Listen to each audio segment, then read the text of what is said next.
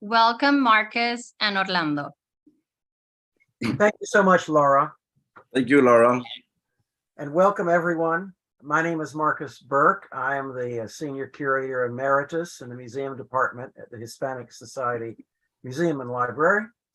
And I would like to say hello and good evening and welcome, bienvenidos, friends of the Hispanic Society, to las Tertulias de Arte Hispano, or Hispanic art gatherings.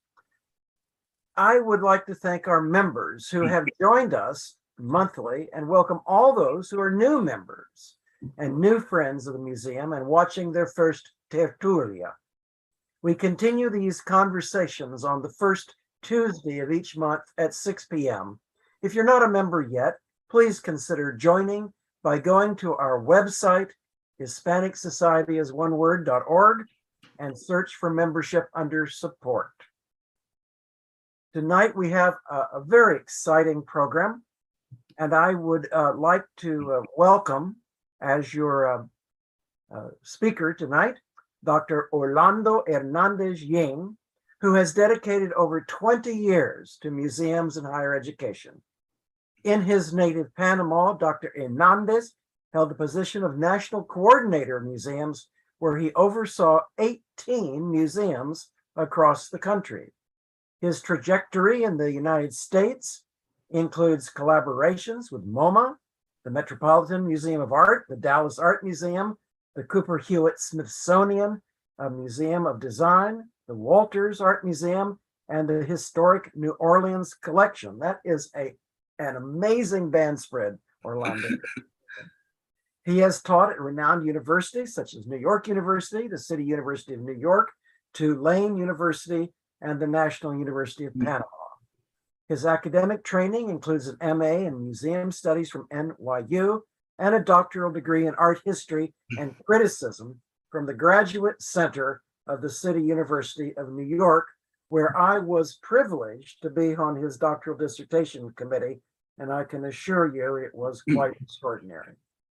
Today, Dr. Hernandez Ying will be presenting a topic related to the Hispanic Society Museum Department's extraordinary collection of 6,800 unique drawings and posters. Unique drawings and watercolors from the Renaissance to the present day. And I should also mention the 18,000 prints and posters from the 17th century to the present in the Department of Prints and Photographs. We have quite a treasure house of works on paper, as you can imagine. This year, in fact, and early next year, we'll offer a series of exhibitions, including the one we have just opened on American watercolor artists from 1910 to the present, who have made watercolors in Spain, Portugal, and Mexico, and another coming in late January of next year, featuring a collection of drawings and gouaches by the Mexican muralist Jose Clemente Orozco, a gift to the society by the Warwick family. And it will be curated, in fact, by Dr. Hernandez Ying. Dr. Hernandez Ying, or Orlando, hablamos en tú, ¿no, Orlando? Por supuesto. Por supuesto. Orlando has been conducting research on the body of approximately 600 works associated with the 19th century Peruvian artist, Pancho Fierro, Francisco Fierro Palas, who is called Pancho Fierro, who lived from about 1807 to 1879 in Lima, Peru. Last summer, Orlando received a postdoctoral research fellowship from the National Endowment for the Humanities as part of an international humanities-led scientific study of 19th century Latin American ethnographic watercolors and related works of art on paper. The Hispanic Society was chosen to lead the United States part of this study because, and by the way, the study was funded not only by the National Endowment for the Humanities in the United States, but also by its British equivalent in the United Kingdom. And we were chosen to lead the study because we, in fact, have the world's largest single collection of works of this type, especially those by Pancho Fierro, his workshop, and his imitators from Lima, Peru to Canton in China, as Orlando will let you see. Orlando is currently the Hubert and Mireille Goldschmidt Rockefeller Brothers Fellow for works on paper, and he will soon join the Hispanic Society's staff in the role of Associate Curator. And so it is my great pleasure to introduce a friend of several decades and a colleague of great esteem, Dr. Orlando Hernandez Ying. Orlando? Marcus, I'm speechless. This is like a circle that opened a long time ago and it's closing, you know, and it's like a circle of brotherly love, of colleagues, of people in love with art and museums and culture. And I'm privileged to call you among my friends. I am super inspired by your work at the Hispanic Society, and I want to publicly say thank you for all the support that you have given me and you're throughout welcome. my academic years, and also to the Hispanic Society, our director, Young Kings, and to the team in the museum as well, of which I believe and I think I belong, and I feel like a family. So thank you very much for the opportunity.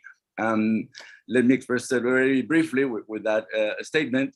So thank you very much. I'm going to leave you now visually, but I will be here hearing you. Okay. So good evening, ladies and gentlemen. Thank you for being with us in this Tertulia, which I think it's a marvelous way to communicate with our audiences and do it in a conversation that's very close to what it would be in real life. So this is, as I said, it's a circle that closed a long time ago. Actually, it opened in 2001. And when I was an intern at NYU in the program of museum studies, and I did my first internship with the Hispanic Society, and I was in charge of going through the bibliography of Pancho Fierro at that time, and sort of like have an idea of what are we looking at in terms of the historiography and the conditions that come with the body of work associated to the artist Pancho Fierro. So thank you again to the National Endowment for Humanities, the Goldschmidts and Rockefeller Brothers Fund for this opportunity to really like fulfill something that I became familiarized with 20 years ago, and then still today I have the opportunity to continue looking into the depth of the artistic situation in Lima in the 19th century and the economies and the different aspects of art as commerce and art as a production of aesthetic beauty in a world that is changing very rapidly, especially towards the end of the 18th century, beginning of the 19th century, and the independence of the countries of Latin America from Spain. So we're going to be talking about the body of work of Pancho Fierro. Basically what we have is our compilations of drawings with Peruvian types and customs that depict usually a single individual, very few of them, with their regional vestments and performing some sort of activity that is associated to that particular culture.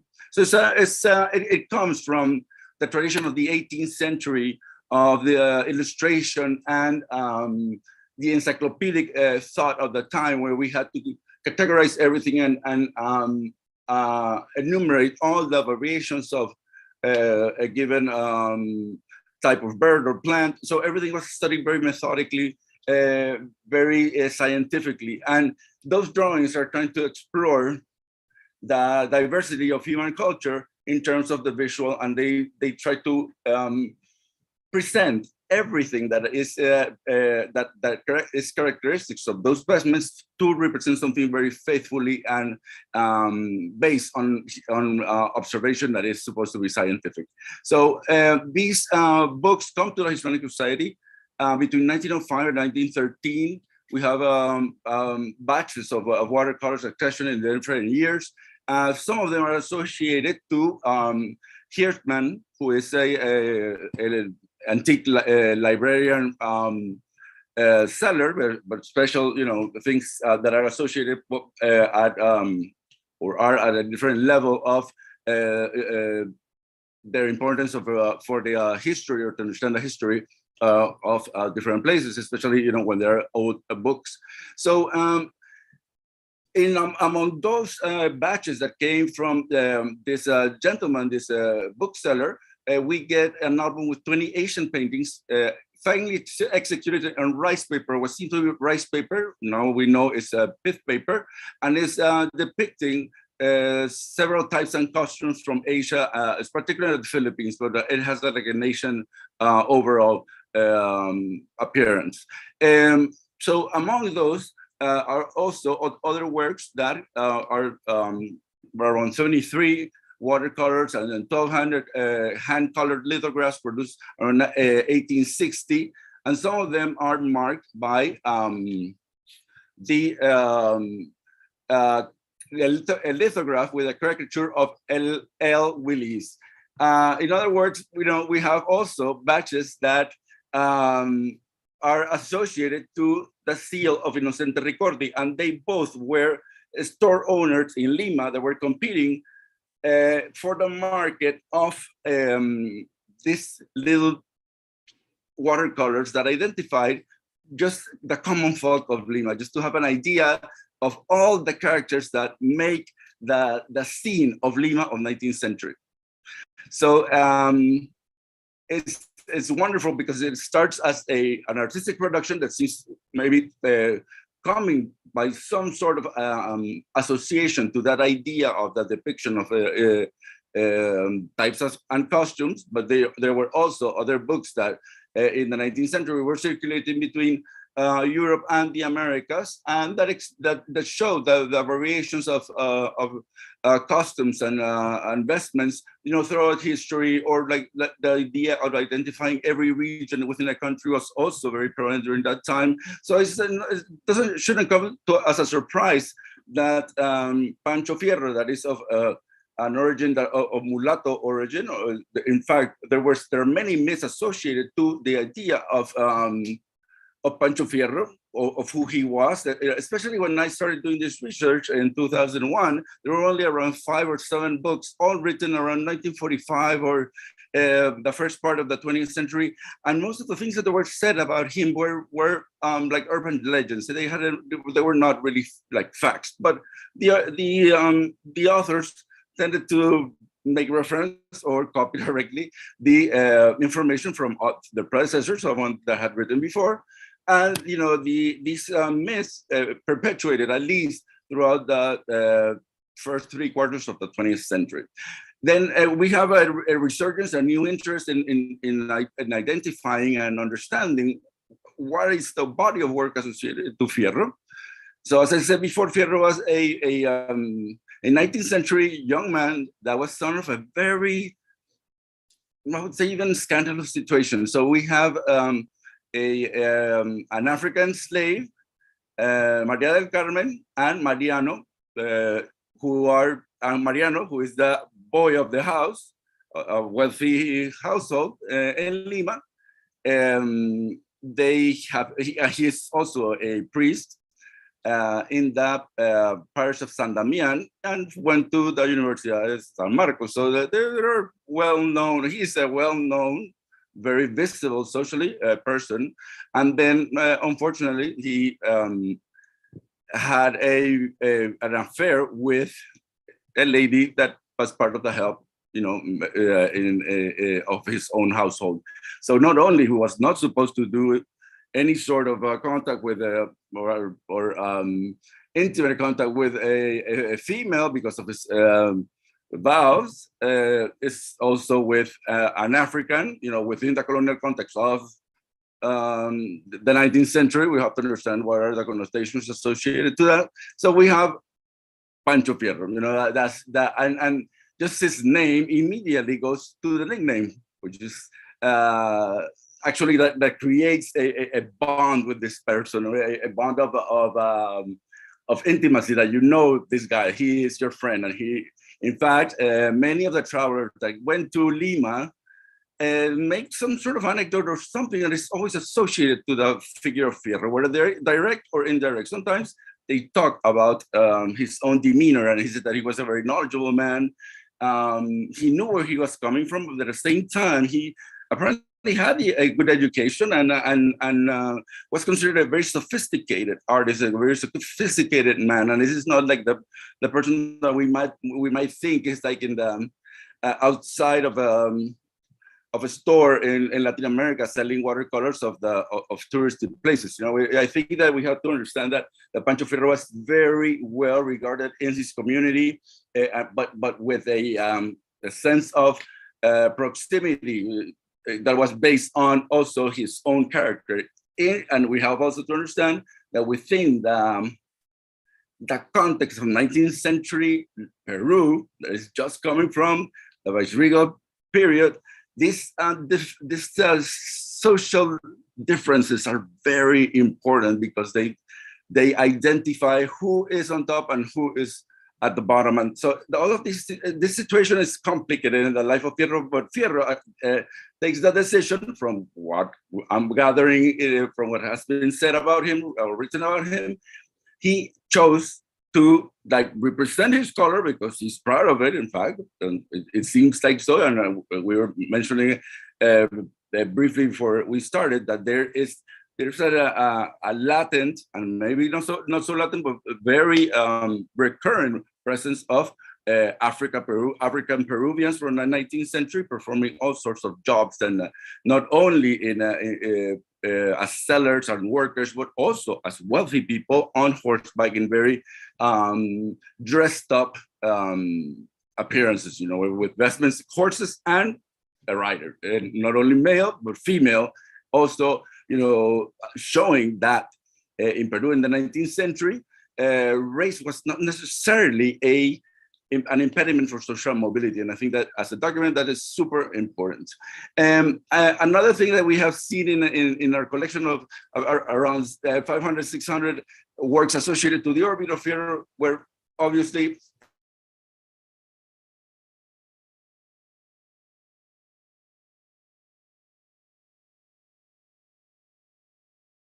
that are basically copying each other, but in a way mass produced, but at the same time handmade. So we have variations in colors, slight variations in the outlines and so on, but definitely the application Orlando, of the color. Yes.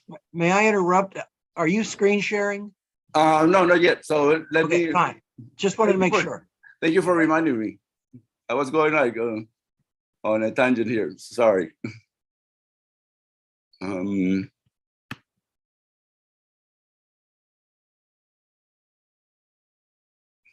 we go.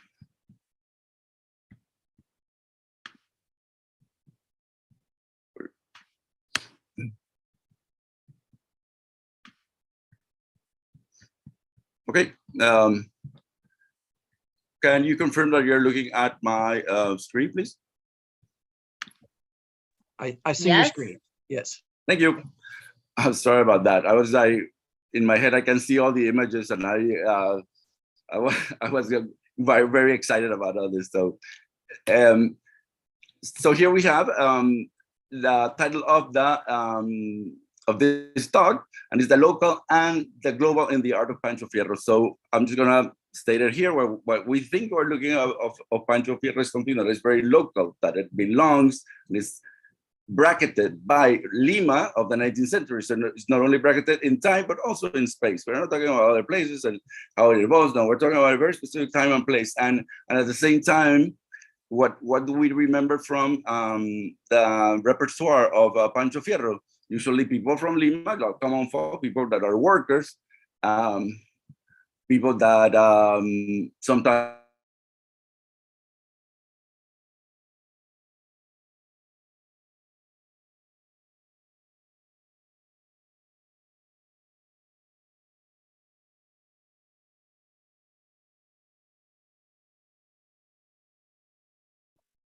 Hi, Orlando. Sorry to interrupt.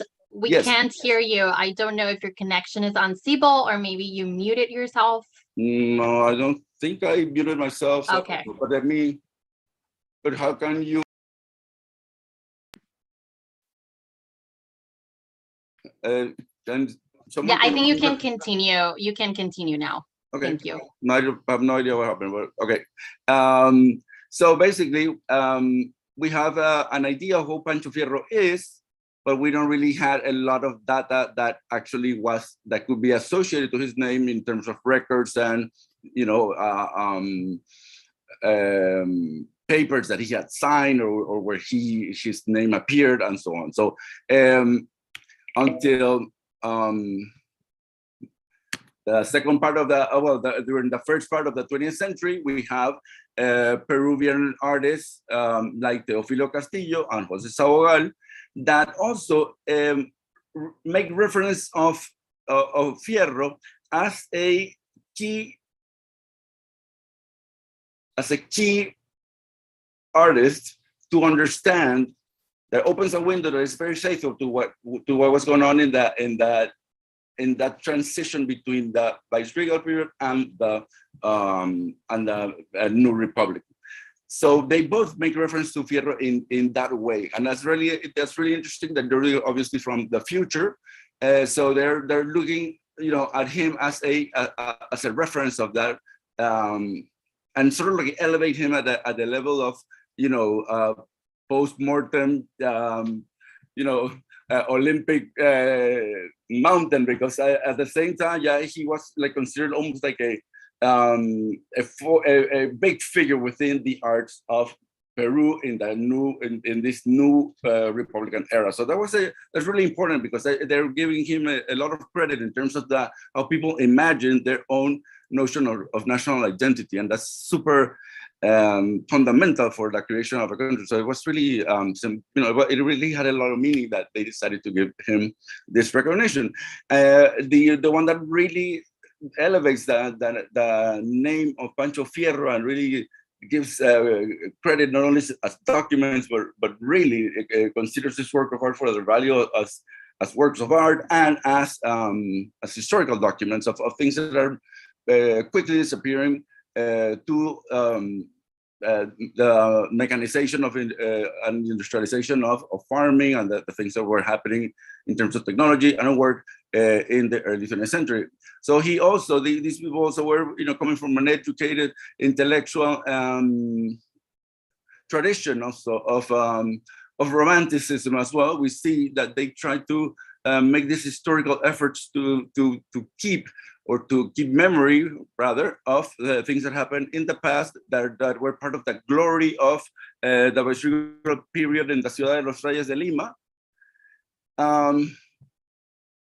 And at the same time, interested in culture, you know, people that were politicians that were interested in their people, they were interested in building a nation. I'm sure they had a lot of other things that perhaps were not that marvelous, but their intention seems to be good, and also they have like higher, very elevated and sophisticated thoughts in terms of how they want to remember who they are. And this is very interesting as well, because it really are the people who are fashioning how the rest of the country identifies their own sense of national identity. And that's, they're talking about the early, in the 19th century, early 20th century. These ideas are very profound, even for the times.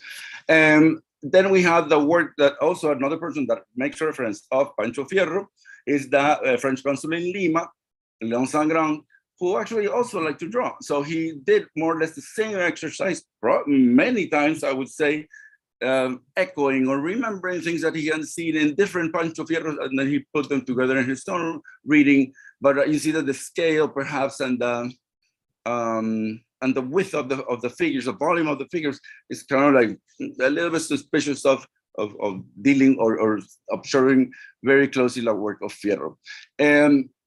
He collected a stack of Fierro's work. They usually, they were the pictures on paper, not too big, actually shorter than a folio of the ones that we use regularly today, and probably slightly thinner as well. So there were folios that were supposed to be handled with the hand and very small that you could actually take easily. So they were the precursors of the modern postcard. But of course, it was also more interesting or beautiful when you saw that these were they were each a work of art because they were hand drawn, hand painted, and even if they repeated the same motif, you were having a variation and the hand, labored work on paper that you were going to take home and show everybody where you had been in this mythical place that had been closed off for Europe for centuries under the Spanish domination, and in the 19th century it opened up after the independence to international commerce. So it was very exciting times in Lima. A lot of people were coming. A lot of people already had good life situations. Of course, there was misery like in every century, but it was a place where everybody could afford a horse, would buy a horse and ride his horse. So I think that that is very important to see also, the notions of race that are generally like very rooted and do not allow second and third readings. And I think that the work of Fierro does that exactly. Like it presents different angles of the society, and then you see, really how everything comes together.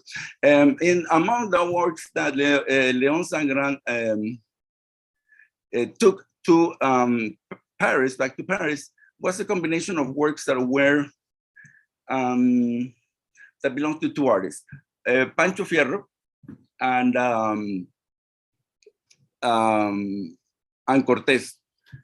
Francisco Javier Cortes. That is actually the predecessor in terms of like generation and age, like the predecessor of Fierro.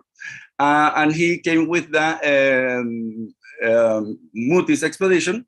And it's possible that he might have created some of the images that are part of those compilations, but that don't quite fit with the brushstroke that we associate to Fierro. So in that sense, this type of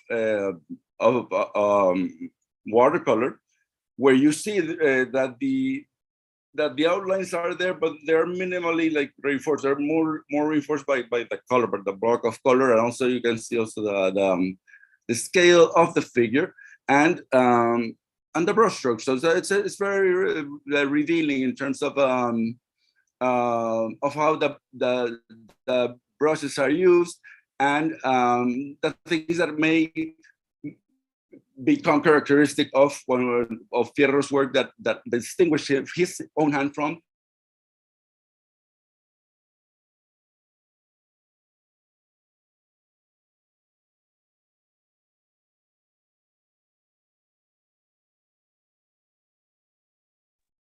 momentum. Orlando, Yes. I am so sorry to interrupt you again, but the audio was out for a few seconds. I was wondering if you could turn off your camera.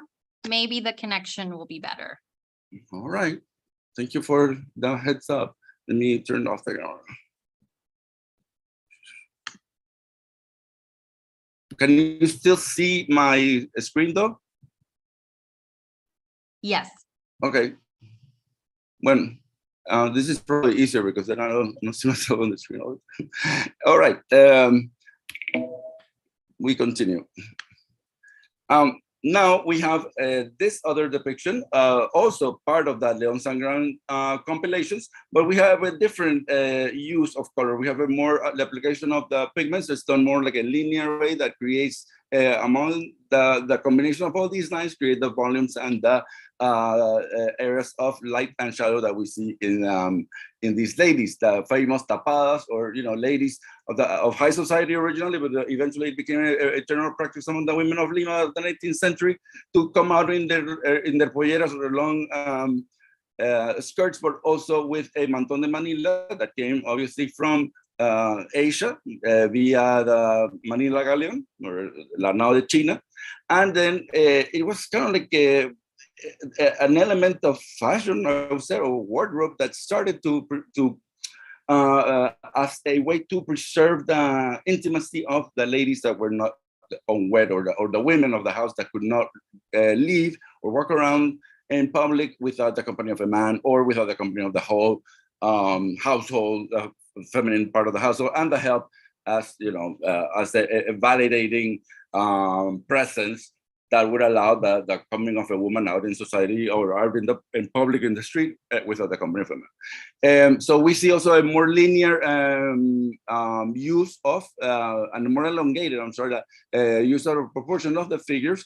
And again, we see, I don't know, I see a little bit more of distance here, a distance that I do not see in Fierro with the proximity that he uses and the connection that he reveals that exists between the people that he's depicting and himself.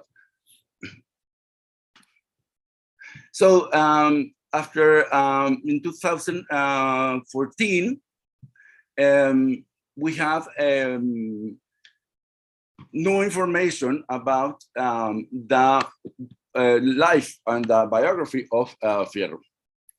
So we know that he was born in Lima in October 1807, and that his parents are Maria del Carmen, which was the lady that worked in the house, and Nicolas Mariano, who was a priest from the Church of San Damian. Between 1833 and 1853, he appears in Lima's Registry of Commercial Taxpayers. So, he's recognized as a man that has his own business and he has to pay his taxes. In 1840, the French consul, Leon Sangrand, which I already introduced you to, identifies Pancho Fierro in a note on one of the albums that he takes with him back to Paris. So he identifies that at least some of the works in those compilations are of Fierro. In 1878, Assis do Villaran writes sort of like an homage to Pancho Fierro, already his old age, and he also mentions he's like the artist of Peru in La Guada. La Guada means watercolors. And it came in the newspaper La Broma in 1878. And then in 1879, there's an obituary that, dedicated to Pancho Fierro, not even Francisco, because everybody knows this man. And he knows everybody. And that's why we see the familiarity with the sitters of all his with all his subjects.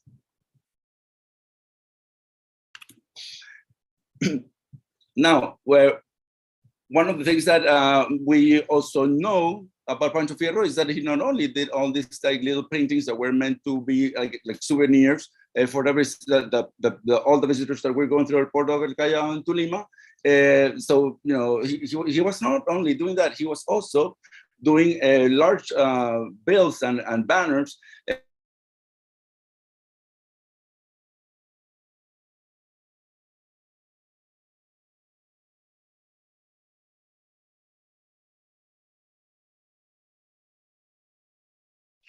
Orlando, I'm sorry, we have lost audio again. Can you hear me?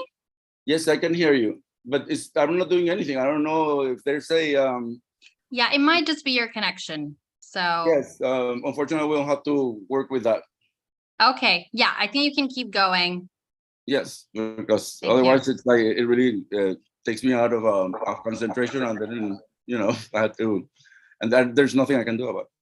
Anyway, so we know that he was painting these signs for the bullfights, but that doesn't tell us, and we do not understand how important is a bullfight in Lima in 19th century.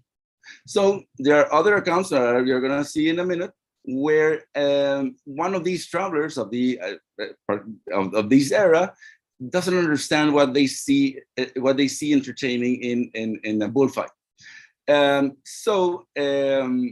Also, they mentioned that it is a place to see and be seen, and is that where actually a lot of things get done in terms of maybe political, financial, marriages, all the things that are in a small society like the one of Lima in 19th century happen also in this Suarez, looking at the bullfight, but really, mingling and socializing with obviously the affluent or the people could actually afford, going to this kind of a spectacle. So we see that it's not just like, oh, he was like painting all these like, commercial stuff, but he was painting for a corrida de toros. So everybody knew who this man was. And he was like a rock star, I must say. He was someone that was very popular, and his demeanor is also cited by one of the by Angran, actually, and he says that he's a very likable person, very witty, and a gallant gentleman. So again, we have the work of maybe Francisco Javier Cortes, and this is also in the Léonce Angran volume that is in the Bibliothèque Nationale in Paris.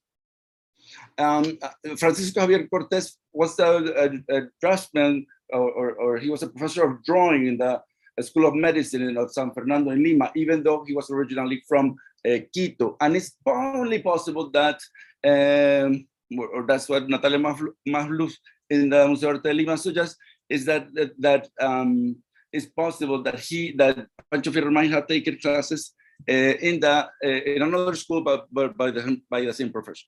Not in the School of Medicine, but in drawing classes they had aside from that, and maybe Francisco Javier Cortes may have had some sort of instruction.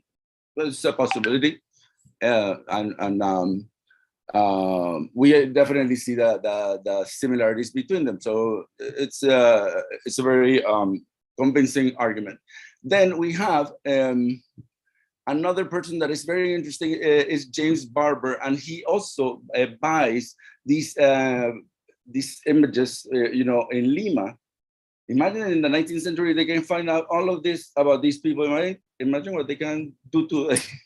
It's very scary. So I looked up that ship where James Barber came to Peru, and the ship was called the Cambridge.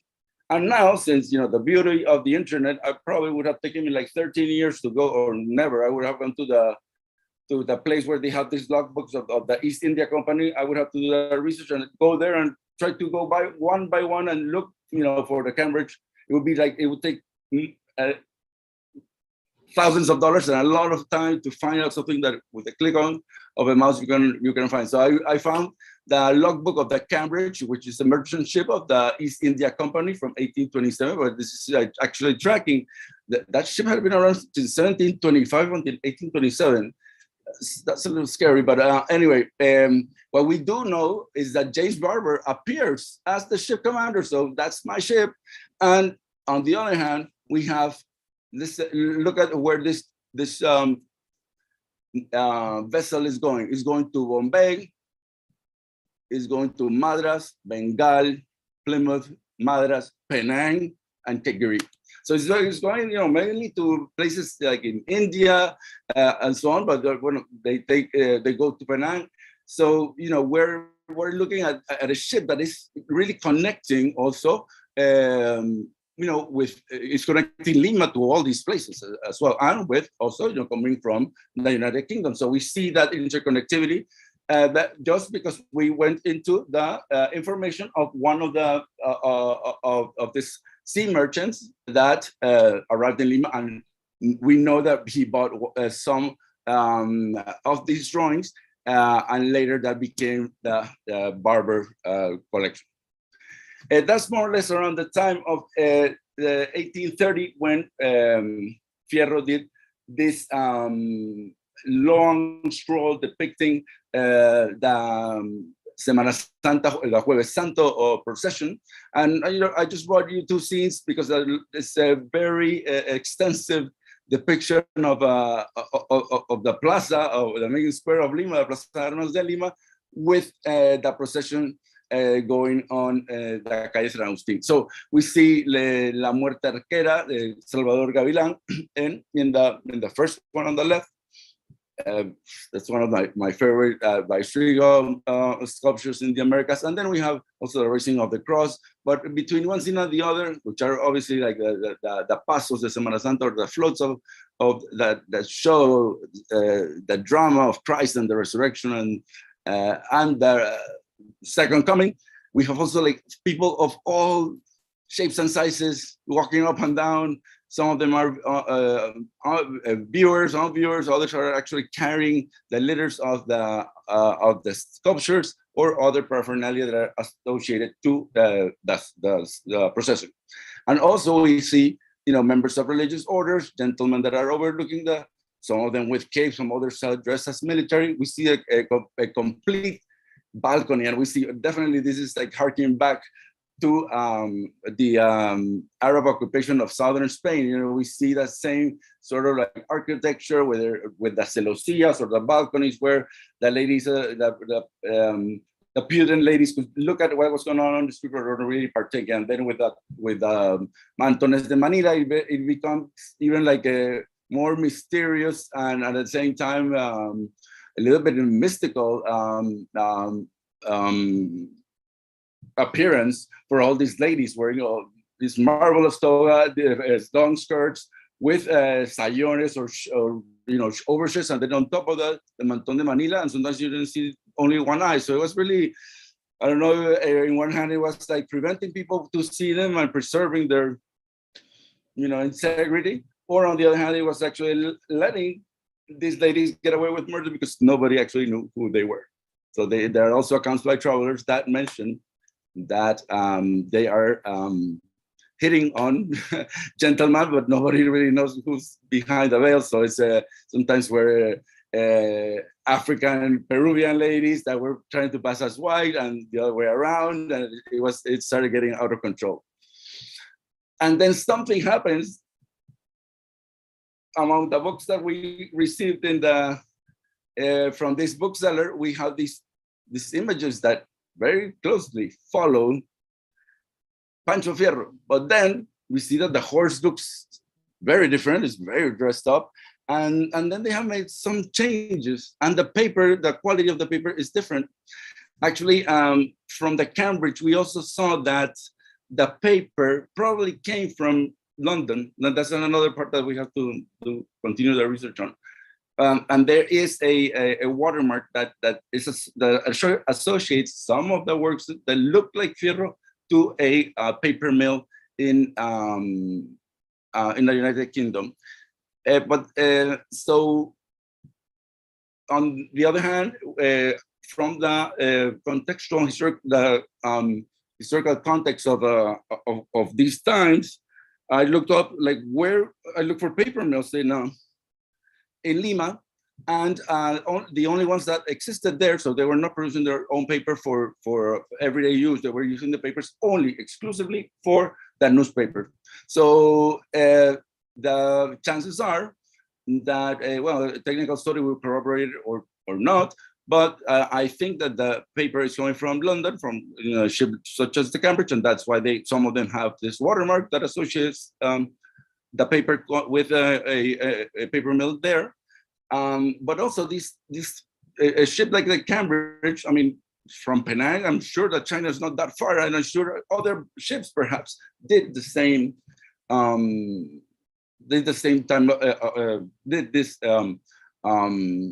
route and went to China because they, all the commerce and the beautiful and exotic stuff was coming from there. So it's just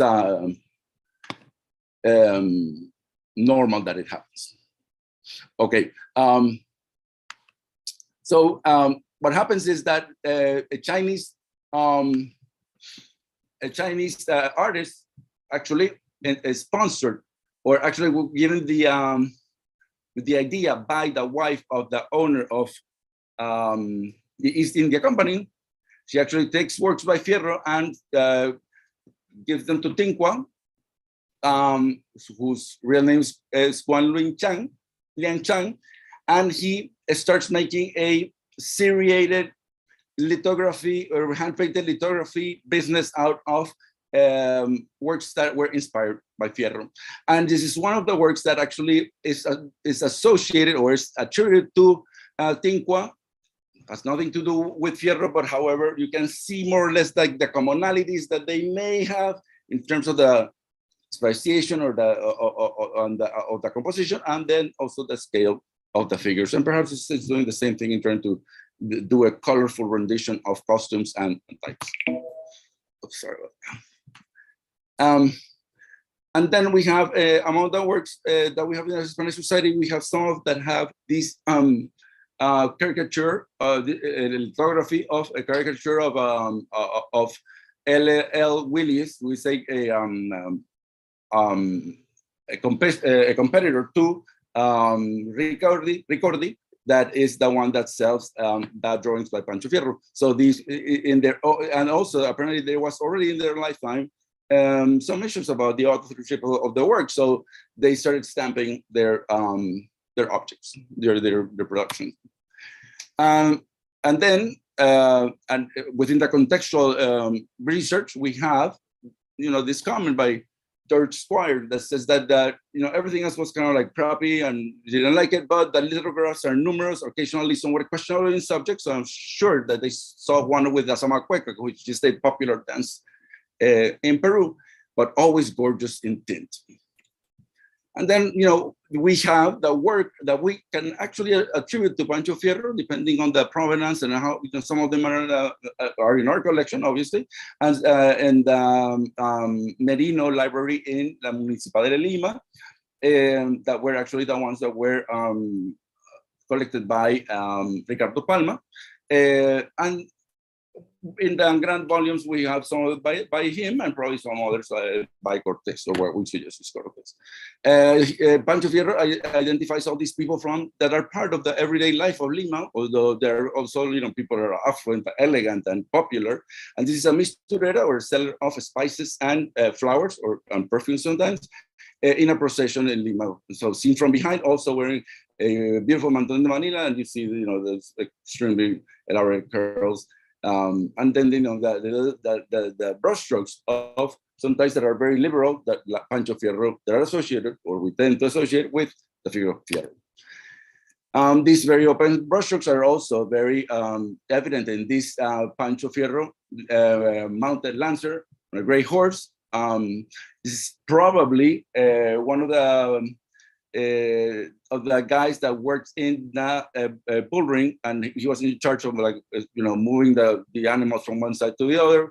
I'm not exactly sure what's the word that describes that job, but his name was Sebastián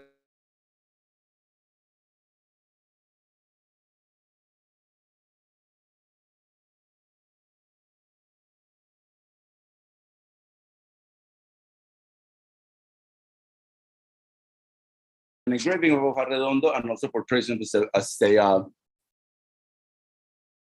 a very elegant African Peruvian man.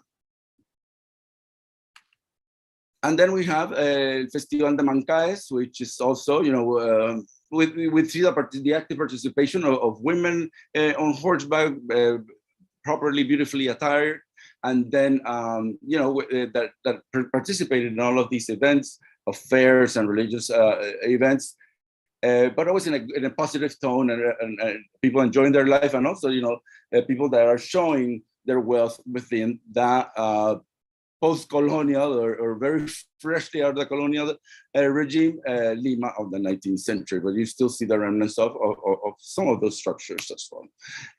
So we have, again, this artist that is more linear, is more kind of like mathematical in the way that applies the pigments, and is the tapada on the left, and then you see again the Pancho Fierros. This is the convite para la pelea de gallos. They're inviting, going around on the streets with musical instruments and just maybe singing or calling people to go to the cockfight. It is really interesting to see also when you start piecing together, the way in which 19th century Peruvians had fun, and they were going to the bullfights, they were going to the cockfights, they were probably, they were 13 things to do in a day, with people going up and down the streets, saying out loud what the offers were and what was on the screen. And with that, I would like to conclude my presentation. Now we know that the work by Fierro is not only has a local flavor and is depicting local characters and types, and it's definitely not for a local audience. Actually, it's produced for these travelers, but it's done with the heart of someone that identifies with his fellow Limeños y Limeñas, but also does it with extreme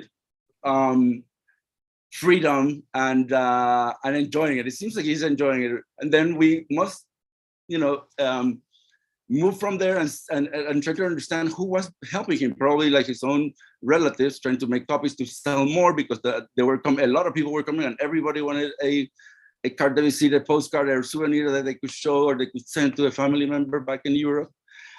So he needed help. And then on the other hand, the competitors wanted to take advantage of this already ongoing business and started making copies. So and then those copies or the original Fierros are taken by Lady Wheelwright to Asia, where they are actually mass produced and then sold back to Peru. So this is a very fascinating case.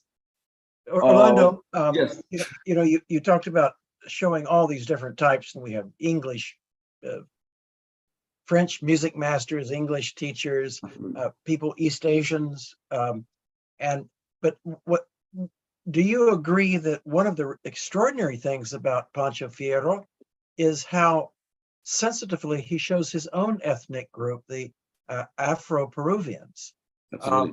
And it's really unusual among Latin American artists who we would generally refer to as people of color, that he affirms these people, whether it's in a religious confraternity or as business people or as horsemen or horsewomen, even more importantly, incredibly attired.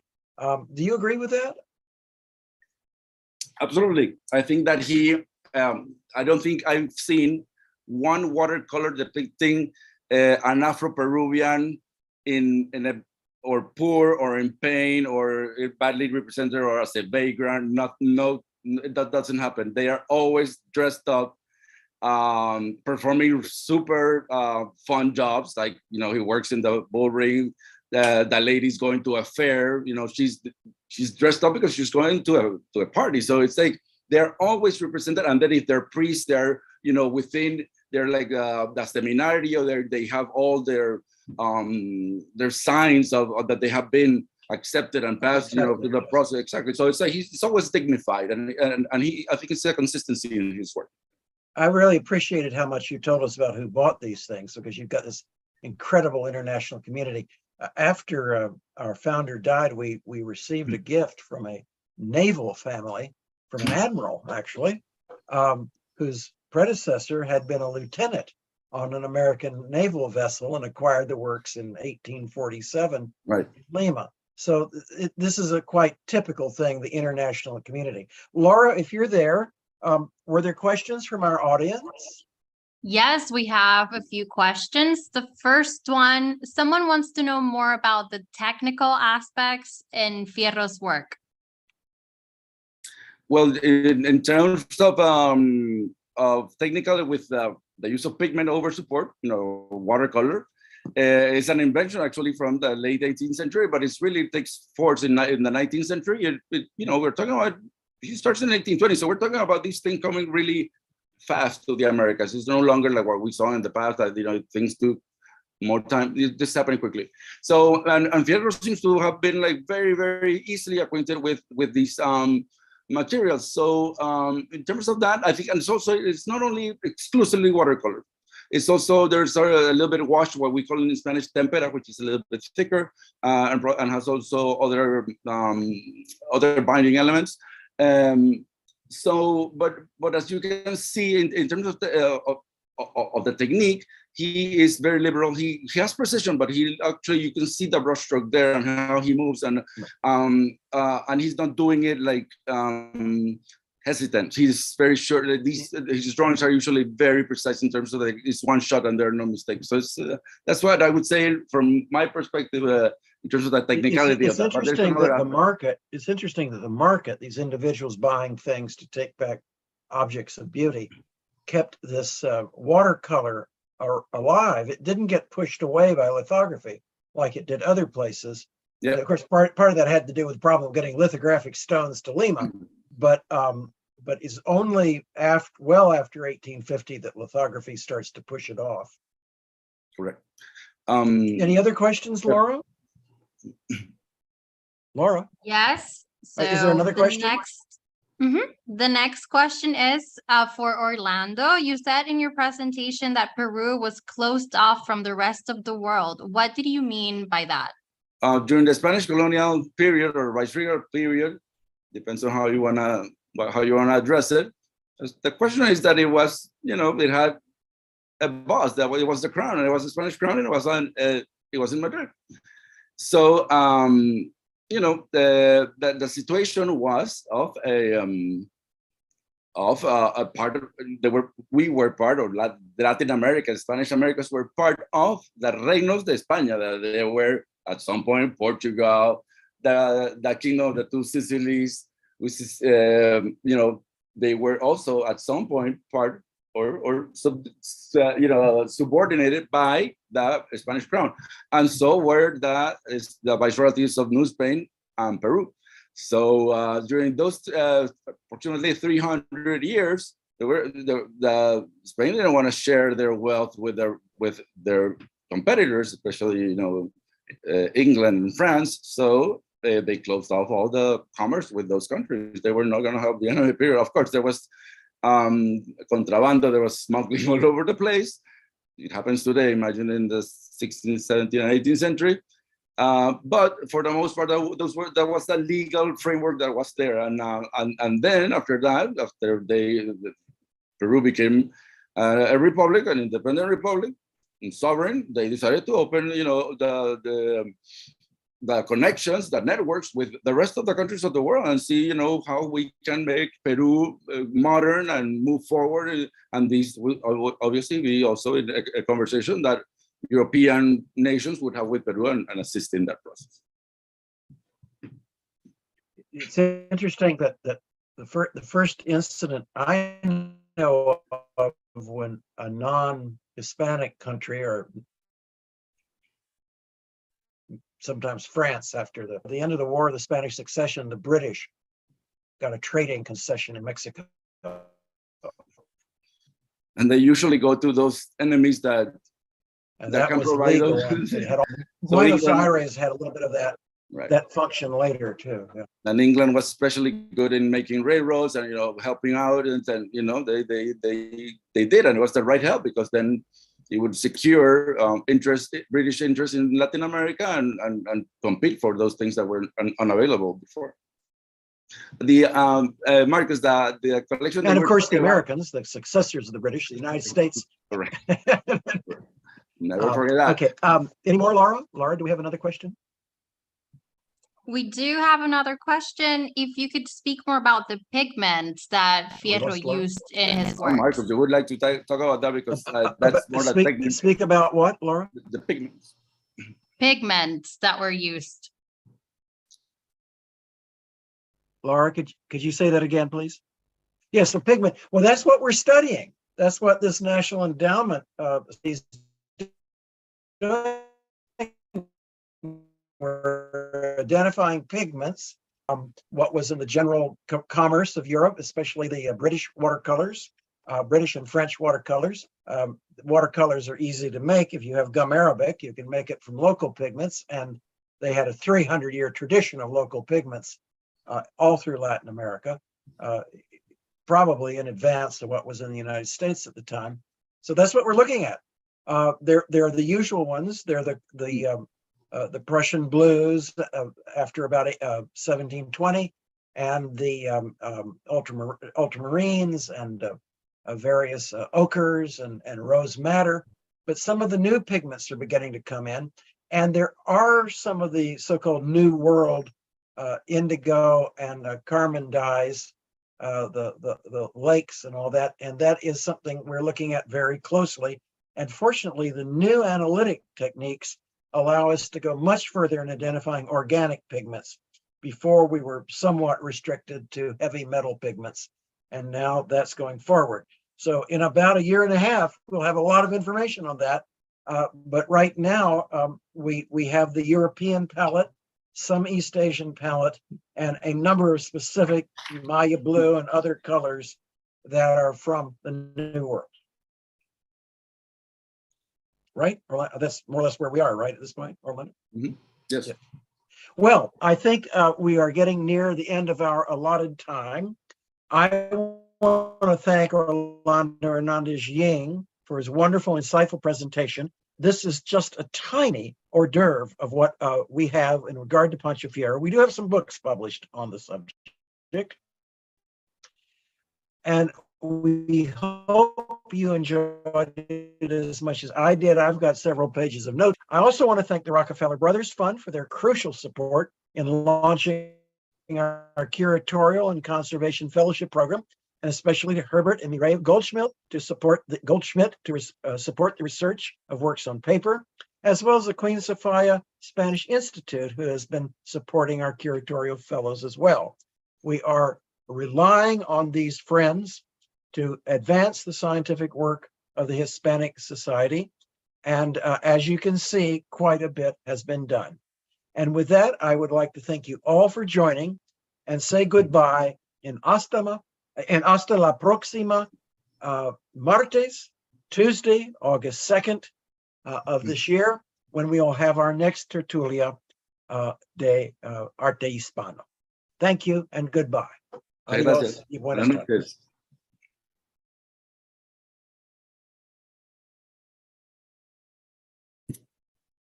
Okay, we're